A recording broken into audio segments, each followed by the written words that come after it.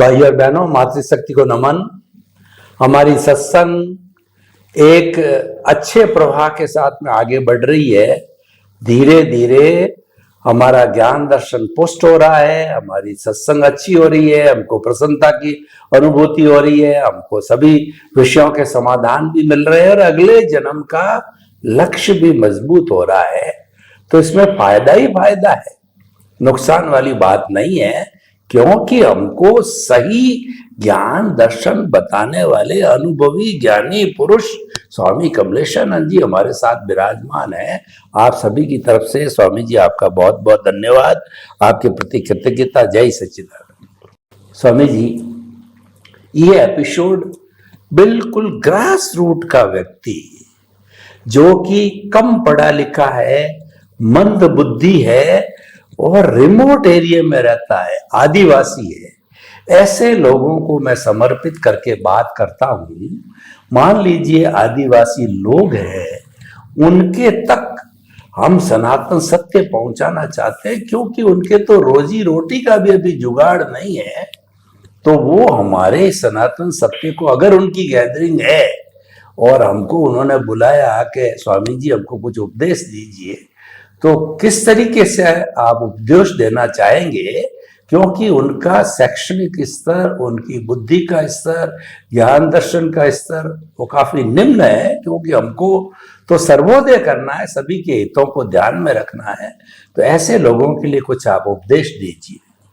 बात सही है कि ऐसे रिमोट एरिया में जो रहते हैं, ऐसे अनपढ़ लोग, गरीब लोग जो अति परिश्रम करके घर चलाते हैं, परिवार को चलाते हैं, खुद मेहनत करते हैं और इतनी कोई छोटी छोटी झोपड़ियों में रहते हैं, कच्ची पक्की झोपड़ियों में रहते हैं। तो ऐसे लोगों को ये विज्ञान किस प्रकार से समझाया जाए और किस प्रकार से उनको ये विज्ञान का लाभ मिले, वो समझ भी सके और लाभ मिले। तो सिंपल बात यह है कि ऐसे व्यक्तियों को तो जो बाप समझानी है, तो वही प्राइमरी पहले समझाओ कि आखिर दुनिया में सुख है या नहीं है, वही समझाना पड़ेगा। क्योंकि और गहराइयों की बात नहीं करो, पहले फंडामेंटल उसको कन्विंस कराओ कि इस दुनिया में वास्तव में हम जहां सुख मानते हैं वहां सुख है नहीं। चीज में कहो, व्यक्ति में कहो, वस्तु में कहो, साधन में कहो, अवस्था में कहो, सुख मानते हैं मगर है नहीं। ये पहले समझाना पड़ेगा, क्योंकि सुख दुख वो संसार में वास्तव में कुदरत ने रखा ही नहीं है। सुख दुख तो हमारी कल्पना है। एक ही अवस्था को एक व्यक्ति सुख कहती है, दूसरी व्यक्ति दुख कहती है, तो वो तो कल्पना हो गई ना। कुदरत तो आपको कर्मों का हिसाब देते हैं, इसको आप सुख दुख मान सकते हैं आपकी कल्पना से। इससे कोई सिद्धांत में कोई फर्क नहीं होगा। आपकी मान्यता जो भी है, उसको सुख भी मानो या दुख मानो, हिसाब तो हिसाब ही रहेगा। तो उनको समझाना पड़ेगा कि ये दुनिया में सुख दुख जैसी चीज नहीं है, मगर आपको नेसेसिटी के लिए जो संघर्ष करना पड़ता है। इसलिए हो सकता है कि पैसा आपके लिए इंपॉर्टेंट है, क्योंकि इतनी मेहनत करके आप कमाते हैं और मेहनत करके आप घर चलाते हैं, तो आपके लिए पैसे की तो कीमत रहेगी। मगर हमको समझना है कि पैसा जीवन जीने का साधन है, वो सुख का साधन नहीं हो सकता है। पैसे से जीवन जी सकते हैं, और अगर ज्यादा होता है तो नेसेसिटी के अलावा फैसिलिटी भी ले सकते हैं, मगर हैप्पीनेस तो पैसे से हम खरीद सकते नहीं है। तो ये बात हमको ध्यान में रखना पड़ेगा। Necessity and facilities both are the different thing. जरूरत जो है अगर उससे संतुष्ट है तो अच्छी बात है, परिमाण परिग्रह लिमिटेड। मगर नेसेसिटी के ऊपर हम फैसिलिटी में गए तो फिर परिग्रह बढ़ जाएगा, उसका बोझ भी रहेगा, और इसीलिए उसमें से निकलना फिर आपके लिए दिक्कत वाली बात हो जाएगी अगर दृष्टि सम्यक नहीं होगी। तो कहने का मतलब यह है कि इस प्रकार से जीवन के अंदर ऐसे संजोग आते हैं जिसके अंदर लोग कुछ न कुछ प्रयास करते हैं कि आखिर हम कैसे उसको समझे। तत्व ज्ञान की बात हो तो लोगों को आनंद आता है सुनने में, ऐसा नहीं, अनपढ़ लोगों को भी आनंद आता है, हो सकता है उनकी समझ कम हो, मगर मैं ऐसा मानता हूं अगर ऐसे अनपढ़ व्यक्तियों को और ऐसे जो जरूरियात तक ही अपना जीवन का लक्ष्य रखते हैं, कोई सुविधाओं की या मौसों की अपेक्षा नहीं रखते हैं, ऐसे लोग मेरी दृष्टि से भले ही अनपढ़ हैं मगर आपकी अगर बताने का तरीका सही है तो वो विज्ञान समझ जाते हैं। प्राइमरी, भले हाई लेवल का विज्ञान समझने में देर लगती है मगर प्राइमरी समझ जाते हैं, क्योंकि ये लोग शांत होते हैं, क्या होते हैं, उनकी अपेक्षा भी बहुत कम है।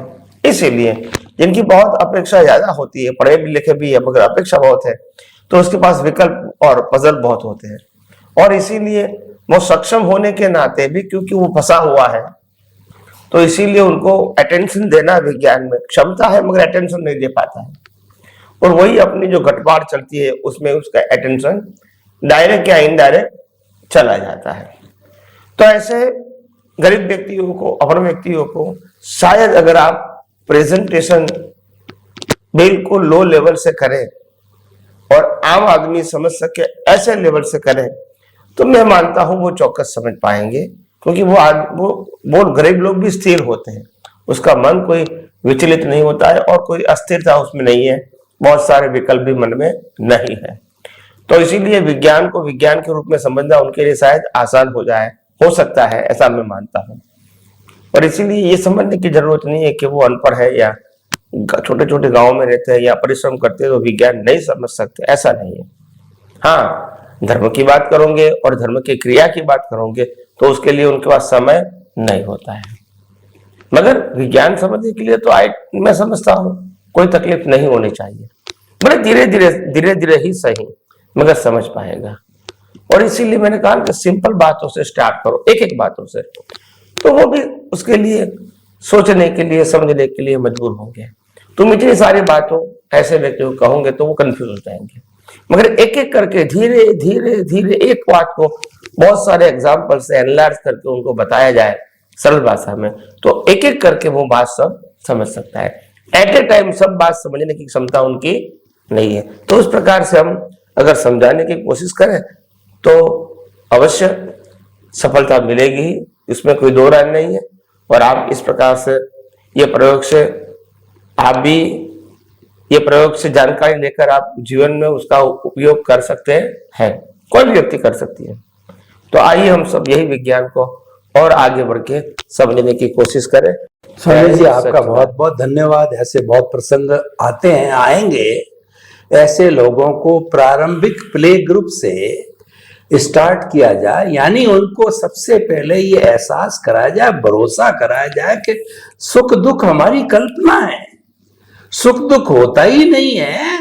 आप समझते हो कि आपने बड़े वाले को सुखी समझते, अपना दुखी समझते, ये आपकी भ्रांति है, ये भ्रांति नहीं रखनी चाहिए। और दूसरा, हमने कुछ किया है, उसी का हमको फल मिला है, उसके लिए भी निराश नहीं होना है।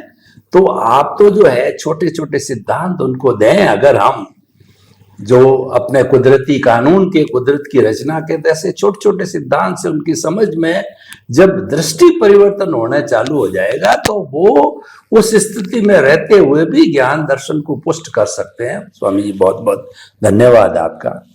स्वामी जी मैं एक बॉम्बे का चित्र खींचता हूँ। बॉम्बे में एक तरफ तो बड़ी बड़ी अट्टालिका है, 100 मंजिल के मकान है, और ठीक उसके नीचे, प्राय हर अट्टालिका के नीचे झुग्गी झोंपड़ी है। झुग्गी झोंपड़ी वाला ऊपर देखता है कि कितने सुखी लोग हैं, कितने आराम से रहते हैं, उसके प्रति हो सकता है ईर्ष्या के भाव भी आ जावे, और भी कुछ भाव आ सकते हैं, वो अपने अपने व्यक्तिगत है। और अट्टालिका में बैठा बैठा वो भी जब विंडो खोलता है, नीचे जो झुग्गी झोंपड़ी देखता है, तो उसके मन में भी कुछ भाव आवे, करुणा के भी आ सकते हैं, दया के भी आ सकते हैं। ये दो तरह के जीवन पास पास है। तो इन दोनों तरह के जीवन के व्यक्तियों के लिए जब वो हमारे आमने सामने आ जाए, दोनों ही एक जगह के स्थान पे, तो दोनों को ही हम एक प्लेटफॉर्म पे, एक तो बहुत ऊंचा एक बहुत नीचा है, पहले तो मैंने सिर्फ एक स्तर के लोगों की बात की, 2 स्तर के लोग एक जगह बैठे हैं तो उनको हमारा अध्यात्म विज्ञान हम कैसे बताएं, कि वो बताया तो एट ए टाइम एक को ही बताया जाएगा और सिद्धांत तो वैसे एक ही रहता है, लेकिन कैसे दोनों के स्तर को संभालते हुए हम कैसे बात करें, प्रस्तुति कैसे करें। या देखो, सुख की परिभाषा तो दोनों को लागू होगी। दोनों में सुख की अपेक्षा और दुख की अनुभूति है ही, दोनों को है, चाहे वो फ्लैट वाला है चाहे झुग्गी झोपड़ी वाला है। मगर दोनों को समझाने का तरीका अलग अलग होता है। झोपड़ी वाले का समझाने का तरीका ये होता है कि आप आपके जीवन में सच्चा सुख को समझ के सच्चे सुख को पाने के लिए कभी भी कोई भी परिस्थिति में प्रयास कर सकते हैं, इसमें बाह्य संजोग बीच में नहीं आएंगे।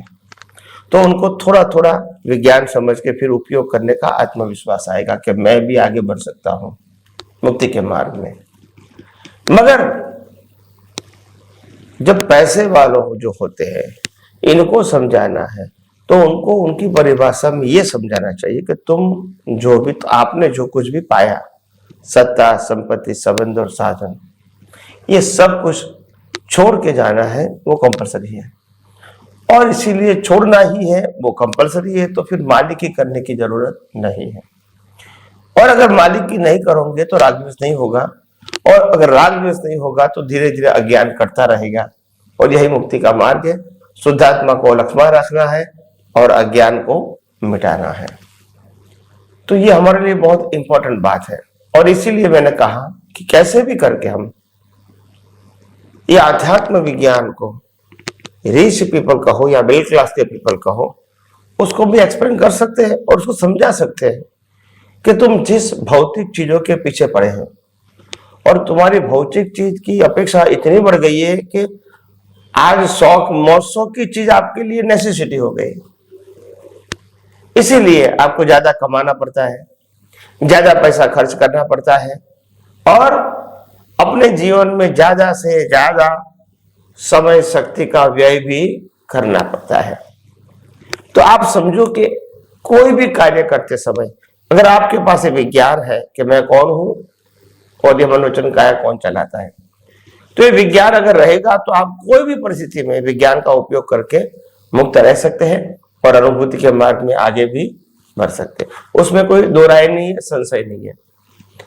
तो दोनों को अपनी अपनी भाषा में उत्तर दे सकते हैं। यह अध्यात्म विज्ञान की कैपेसिटी है, यह काबिलियत है कि हर परिस्थितियों का, हर लेवल के व्यक्तियों का भी समाधान विज्ञान के अंदर इनबिल्ट है। तो हमको उसमें से ही निकाल के किसी को देना है। तो ये पॉसिबल है, इम्पॉसिबल जैसा नहीं है। तो दोनों को पैरेलल हम अलग अलग दृष्टिकोण से समझा सकते हैं और वो भी समझ पाते हैं, ऐसा नहीं कि नहीं समझ पाते हैं।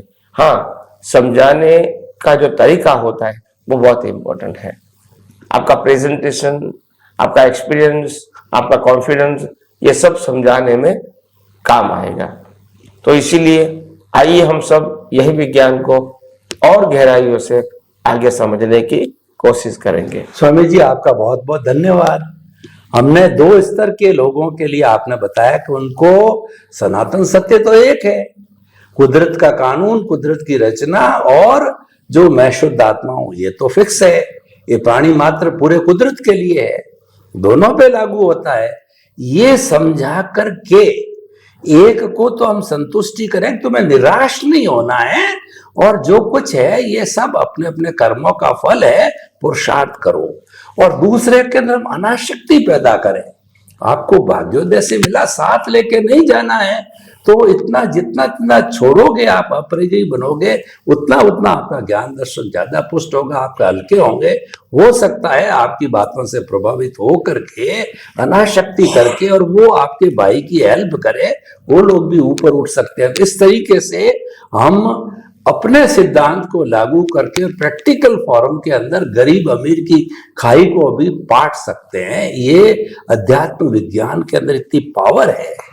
सिद्धांत अपना है, अपना काम करेगा, उसमें कोई मुक्ति का वो तो बन गया, लेकिन उसकी एप्लीकेशन हमारे जो जगत में आती है, हमारे समाज में आती है, वो आ सकती है। तो वो हमारा, आप जैसे फरमाते प्रेजेंटेशन वाली बात होती है। स्वामी जी बहुत बहुत धन्यवाद। स्वामी जी, अब इसी सिलसिले के अंदर हम बात करते हैं कि आज जो व्यक्ति है वह सब कुछ जानते हुए भी इतनी अफरा तफरी के अंदर मचा हुआ है कि कुछ समझ में नहीं आता है कि ये क्या करना चाहता है, क्या पाना चाहता है। किसी व्यक्ति से कभी भी बात करो, छोटा हो बड़ा हो पढ़ने वाला हो, मैं तो बिजी हूं, मुझे टेंशन है, और जो है मेरे पास समय नहीं है। कोई भी बात करो तो मेरी ऑनलाइन क्लास चल रही है, मैं तो बिजी हूं। किसी से भी बात करो, किसी के पास टाइम नहीं है। समझ में नहीं आता ये समय कहाँ चला गया, जबकि अपना समय पुराने लोगों को समय समय, आज भी समय ही समय है। इतना बड़ा रद्दो बदल ये 30 40 50 साल में हो गया है, और इसके परिणाम बड़े घातक आ रहे हैं। आप देखिए बीमारियां, ब्लड प्रेशर, ये वो, कितनी दुनिया भर की 30 40 साल की उम्र के लोग, क्या क्या बीमारियां आई, मैं क्या एक्सप्लेन करूं, इतना समय नहीं है। तो किस तरीके से जो आज की हमारी युवा पीढ़ी है वो व्यस्त रहे, पर अस्त व्यस्त नहीं रहे, वो किस तरीके से अध्यात्म विज्ञान उन पे कारगर हो सकता है, बताइए। आध्यात्म विज्ञान वर्तमान समय में जिस प्रकार से भौतिक वातावरण जो फैला हुआ है, और लोग ज्यादा से ज्यादा वेस्टर्न कंट्री के जो भौतिक एनवायरनमेंट उसे अट्रैक्ट हो चुके हैं और हो रहे हैं भी, और इस वातावरण के अंदर भी ये विज्ञान को अगर जीवित रखना है और आम लोगों के पास पहुंचाना है, तो ये बात तो हकीकत है कि लोगों को कैसे भी करके ये विज्ञान से ही जागृति उसकी बढ़ानी पड़ेगी कि विज्ञान की वैल्यू क्या है। बिना वैल्यू समझे उसको इंटरेस्ट नहीं आएगा, और इसीलिए ये विज्ञान जैसे जैसे काम में आता है, हमको मालूम है कि उसकी वैल्यू बहुत है। अगर समझ में आए तो वैल्यू को समझाना हमारा काम है। जितना हम इसको समझा पाएंगे, मैं समझता हूं, उसके लिए फिर ये विज्ञान को समझ के उपयोग करके अनुभव करना इतना ही उसके लिए आसान हो जाएगा, क्योंकि डिफिकल्ट बात नहीं है। तो इसीलिए मैंने कहा कि जैसे जैसे भी लोग अपने जीवन में आगे बढ़ेंगे और ये विज्ञान को जैसे जैसे समझेंगे, ऐसा उनको लगेगा कि वास्तव में ये विज्ञान ही हमारे लिए अंतिम उपाय है। मगर वो कब लगेगा? जब समझेगा। तो कब समझेगा? जब आप अच्छी तरह उसको परफेक्टली समझाओगे या समझाने की कोशिश करोगे। तो ये सब बातें को रिलेटेड है। हो सकता है कभी कहीं व्यक्ति जल्दी समझ पाए, कहीं व्यक्ति को देर लगे, कहीं व्यक्ति को इंटरेस्ट ना भी होवे, ये सब कुछ मिक्स हो सकता है। मगर हमारा प्रयास तो ये रहना चाहिए कि हम कैसे भी करके लोगों को समझाने का प्रयास करते रहे। यही हमारे लिए इम्पोर्टेंट बात है। कोई नेगेटिव बात की जरूरत नहीं है। हम कितने प्रयास में सफल रहे वो भी काउंट करने की जरूरत नहीं, बस प्रयास करते रहो, दैट्स इट। तो इसीलिए मैंने कहा कि वो आसान काम है भी और आसान नहीं भी है।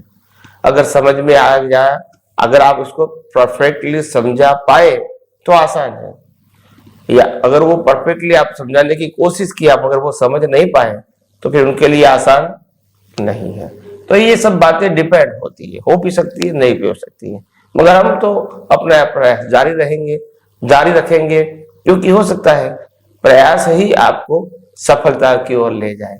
क्योंकि प्रयास नहीं करना ये तो दुर्बलता की निशानी है, ये नेगेटिविटी की निशानी है, हार जाने की निशानी है। हारना नहीं है, वैसे जीतना भी नहीं है, मगर अपने गोल के मुताबिक काम करते रहना है। जिसको पाना है वो पाएंगे, नहीं पाना है तो नहीं पाएंगे, और हमारे से जो हो सकेगा इतना प्रयास करते रहेंगे तो कामयाबी तो एक दिन मिलेगी ही। तो इसीलिए वो बात समझने की जरूरत नहीं है कि भाई ऐसे लोग कैसे समझेंगे, नहीं समझेंगे वो लोग। हमारी तैयारी समझाने की होनी चाहिए। जैसे हम बिना पानी नहीं जी सकते, बिना श्वास नहीं जी सकते हैं, बिना आत्मा नहीं जी सकते, ऐसे हम कुदरती कानून को समझे बिना कुदरती रचना को समझे बिना और कुदरत को समझे बिना हम कैसे जी सकते हैं? क्योंकि हमारा पूरा जीवन जन्म से मौत तक उसके ही अधीन है। तो उसको इम्पोर्टेंट बताना हमारा काम है, बाद में वो इसको इंटरेस्ट लेके समझेंगे। मगर हम इम्पोर्टेंट नहीं बताएंगे तो वो समझने की कोशिश की भी क्या जानने की जरूरत है, ऐसा नहीं होना चाहिए। हमारा काम क्या है कि इसका इम्पोर्टेंट भी बताइए, सिर्फ आंसर नहीं, इम्पोर्टेंट बताइए कि क्या जरूरी है। तो इसीलिए मैं मानता हूं कि ये अध्यात्म विज्ञान के अंदर इतनी बड़ी बड़ी अच्छी बातें हैं हाई लेवल की, कि जो बातें हम आम जनता को भी कभी भी कहीं भी किस प्रकार से समझा सकते हैं। और समझाने में खास इंपॉर्टेंट बात है ये है कि उनको वैल्यू समझ में आएगी। अगर आएगी तो अपने आप पीछे पड़ेंगे और कहो कि इसको अनिवार्य है, विज्ञान को समझना अनिवार्य है। तो इसीलिए धीरे धीरे समझेंगे और मैं समझता हूँ एक दिन हम सब यही कार्य में सफल होंगे। तो आइए हम सब आध्यात्मिक विज्ञान को और भी आगे नए एपिसोड में और गहराइयों से समझने की कोशिश। स्वामी जी आपका बहुत बहुत धन्यवाद। हमारा मिशन अल्टीमेट है कि सनातन के ऊपर तो कुछ होता ही नहीं, कुदरत के ऊपर कुछ होता ही नहीं।